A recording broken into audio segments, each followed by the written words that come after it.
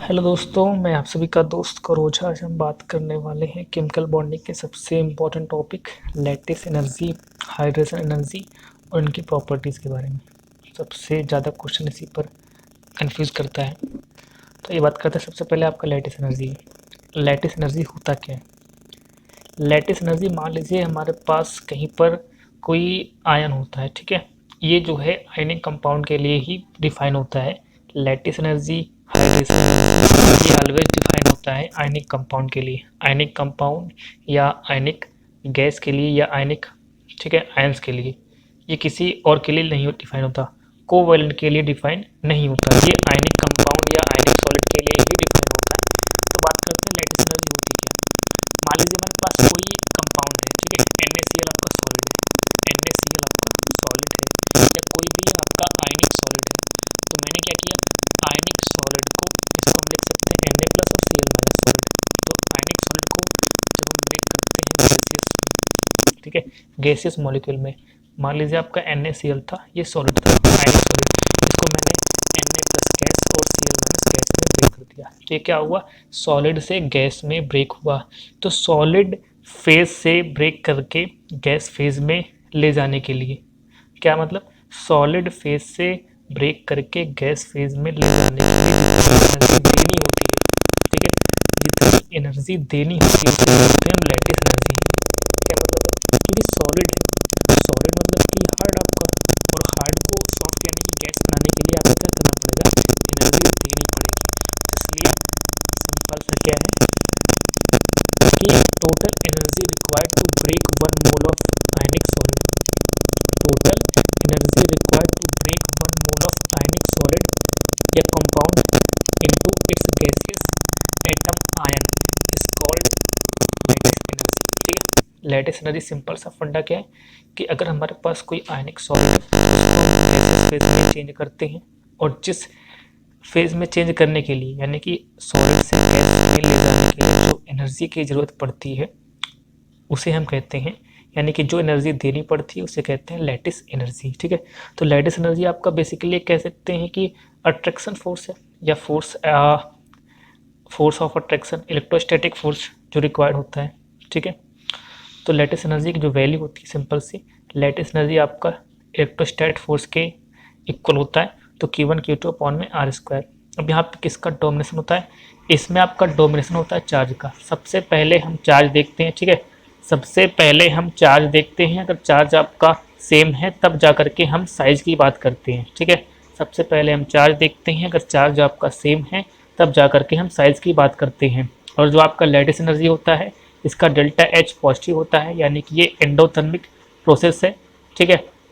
Lattice energy आपका एक endothermic process है, इसका जो डेल्टा H होता है और पॉजिटिव होता है। यानी कि अगर मैं बात करूँ चार्ज आपका सेम है, तो अगर साइज ज़्यादा है तो लैटिस एनर्जी कम होगी।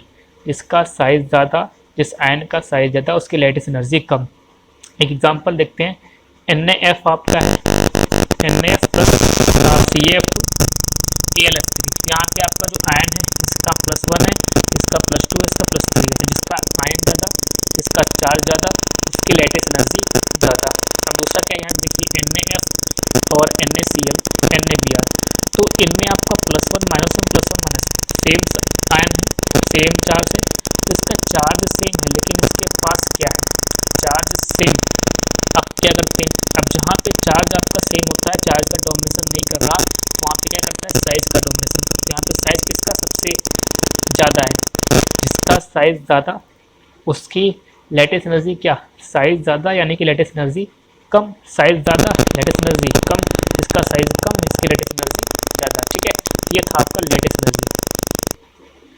अब बात करते हैं हाइड्रेशन एनर्जी की। हाइड्रेशन एनर्जी क्या होती है, हाइड्रेशन एनर्जी, मान लीजिए हमारे पास एक बीकर है, बीकर में हमने वाटर रखा, ठीक है, बीकर में हमने वाटर रखा, और वाटर में मान लीजिए किसी ने क्या किया कि Na प्लस Cl माइनस, ये आपका NaCl जो गैसियस आयन होते हैं, गैसियस आयन को वाटर में डाल दिया। किसी ने क्या किया कि उस वाटर में गैसियस आयन को डाल दिया, तब क्या होगा, ये जो गैसियस आयन होंगे वाटर में जाने के बाद Na plus Cl minus aqueous form में ऐड हो जाएंगे, ये एक्वस फॉर्म में मिलेंगे वाटर के अंदर। तो यहाँ पे क्या है, यहाँ पे आपका एक एक्वस फॉर्म हुआ। तो सिंपल सी बात है, वाटर में हमने NaCl को या आयनिक कंपाउंड को ऐड किया, ठीक है, गैसियस फेज में गैस आयनिक कंपाउंड को हमने यहाँ पे ऐड किया, तो आपका क्या होगा, ये Na आपका है प्लस ये H2O के साथ करेगा, तो आपका ये Na एक्वस, बेसिकली इसका जो बेसिक फॉर्म दिखते हैं हम यहाँ पे Na प्लस एक्वस दिखते हैं, ठीक है, यानी कि गैसियस फेज था और वाटर में आया तो आपका ये एक्वस हो गया। इसका फंडा क्या है, सिंपल सी बात, Na आपका प्लस है और H2O के जो नेगेटिव वाले आयन होंगे, ठीक है, Na आपका पॉजिटिव है तो H2O के जो नेगेटिव वाले आयन होंगे ये इसके आसपास आ जाएंगे, इसके आसपास आ जाएंगे और इसका जो बनता है Na प्लस एक्वस, ठीक है। तो यहाँ पे क्या है, ये फोर्स प्लस और माइनस के बीच में, प्लस और माइनस के बीच में, तो क्या होगा, अट्रैक्शन फोर्स। अट्रैक्शन फोर्स आपको क्या होता है, इलेक्ट्रोस्टैटिक फोर्स, ठीक है। तो अब बात करते हैं समरी। हाइड्रेशन एनर्जी का मतलब क्या है, गैसियस आयन से हाइड्रेशन आयन में जाना, ठीक है, गैसियस आयन से हाइड्रेशन आयन में जाना, ये आपका हाइड्रेशन प्रोसेस होता है और इसमें जो एनर्जी निकलेगी उसे हाइड्रेशन एनर्जी कहते हैं। यहाँ पे एनर्जी निकलेगी, क्यों निकलेगी, इसका मतलब क्या है, क्योंकि यहाँ पे हमने कोई बॉन्ड ब्रेक नहीं किया, ठीक है, यहाँ पे कोई भी बॉन्ड ब्रेक नहीं हुआ, यहाँ पे आपका बॉन्ड फॉर्म हुआ, क्या, बॉन्ड फॉर्म, ठीक है, बॉन्ड फॉर्म, तो बॉन्ड आपका फॉर्म हो रहा है, इसलिए यहाँ पे क्या होगा, यहाँ पे एनर्जी आपकी देनी पड़ेगी, ठीक है, या फिर लेनी पड़ेगी, समझिए, जो एनर्जी निकलेगी, ठीक है, तो बॉन्ड जब फॉर्म होता है तो एनर्जी निकलती है, तो ये प्रोसेस आपका होता है एंडोथर्मिक या एक्सोथर्मिक, तो ये आपका एक्सोथर्मिक होता है। डेल्टा एच आपका नेगेटिव, तो हाइड्रेशन एनर्जी में आपका डेल्टा एच नेगेटिव होता है, इसे कहते हैं हम एक्सोथर्मिक प्रोसेस, ठीक है, हाइड्रेशन एनर्जी। तो फटाफट देखते हैं, total amount of energy release in hydration of 1 mole of ionic gaseous phase compound और आयनिक आयन, यानी कि 1 मोल, हमेशा हम 1 मोल की ही बात करेंगे, चाहे लैटिस की हो चाहे आयनिक हो या हाइड्रेशन हो, ठीक है। तो हम कह रहे हैं कि total amount of energy released in hydration of 1 mole of 1 mole gaseous compound को हाइड्रेट करवाने के लिए कितनी एनर्जी आपकी रिलीज हुई, क्या कितनी एनर्जी रिलीज हुई, वही आपकी होती है हाइड्रेशन एनर्जी।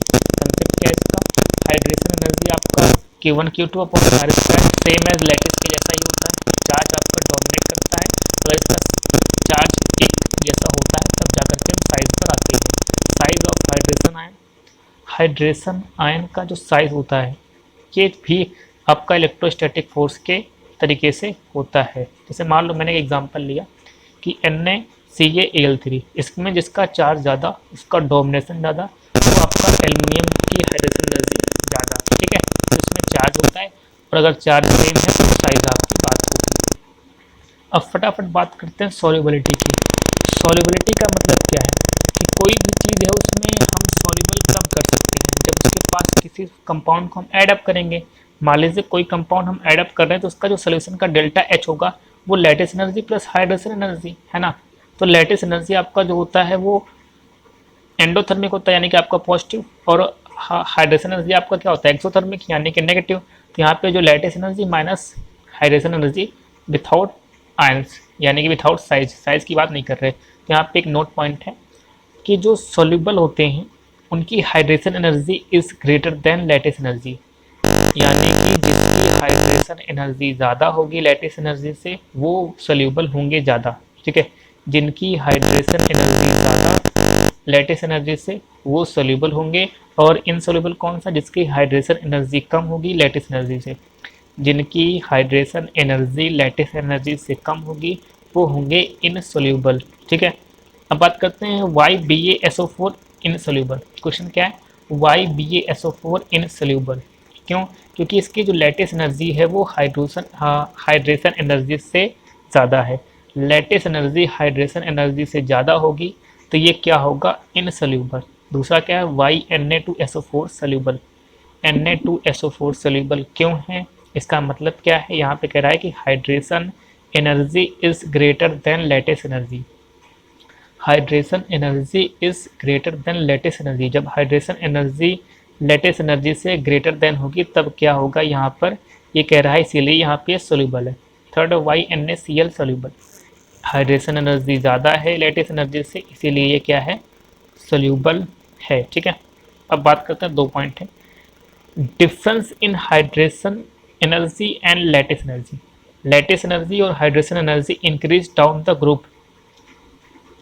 क्या कह रहा है, हम डाउन द ग्रुप जब जाते हैं, डाउन द ग्रुप जब जाते हैं, तो ये जो डिफरेंस होता है ना हाइड्रेशन एनर्जी और लैटिस एनर्जी, हाइड्रेशन एनर्जी और लैटिस एनर्जी का जो डिफरेंस होता है वो आपका बढ़ता जाता है। ठीक है, हाइड्रेशन एनर्जी और लैटिस एनर्जी का जो डिफरेंस होता है वो बढ़ता जाता है डाउन द ग्रुप।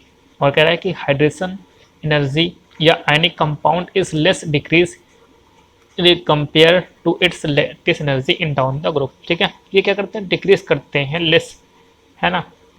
हाइड्रेशन में आयनिक कंपाउंड होते हैं वो लेस डिक्रीज करते हैं as compare to lattice energy in down the group, इनका ज़्यादा होता है। ठीक है, थोड़ा सा नोट पॉइंट है कि सोल्यूबिलिटी जो होती है वो फर्स्ट ग्रुप कंपाउंड की जो है डाउन द ग्रुप इंक्रीज करती है।